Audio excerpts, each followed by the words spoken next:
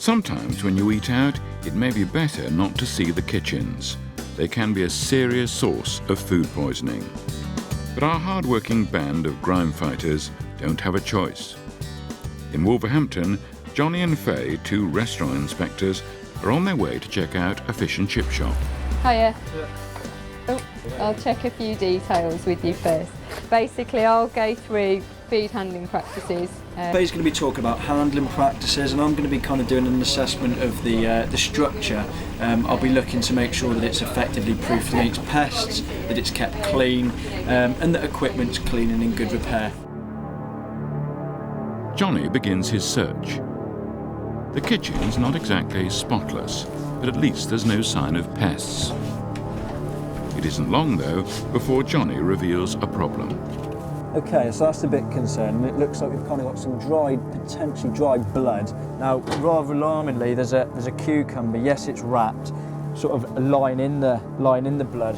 That material there contains bacteria because it's from raw meat. Oh, yeah, I know, but end of the day, some royal everything to clean it. You need to make sure that that doesn't come into contact with things like cucumber and tomatoes, because then we're going to have cross-contamination. Johnny patiently explains the position, but it's not clear that his explanation is fully understood. Because it's quite a major cause of food poisoning, and because of the risk there, I'm actually going to ask them to chuck that in the bin.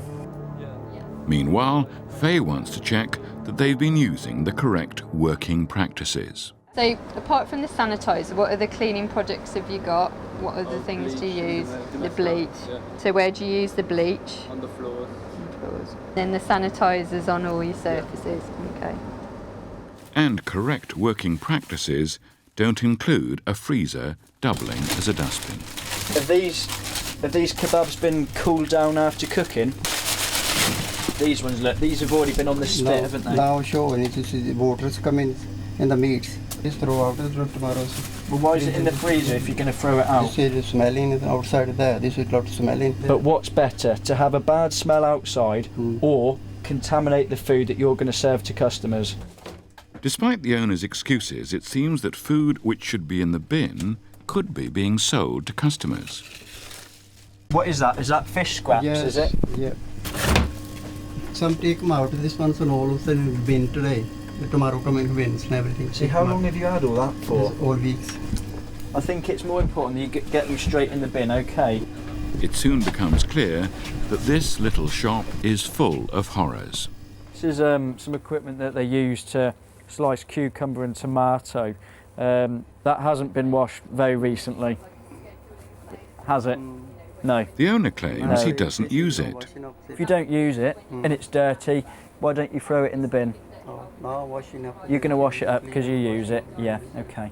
You tried to offer him some advice and assistance, and he tries just to sort of rubbish it, if you like, by saying he hasn't had time.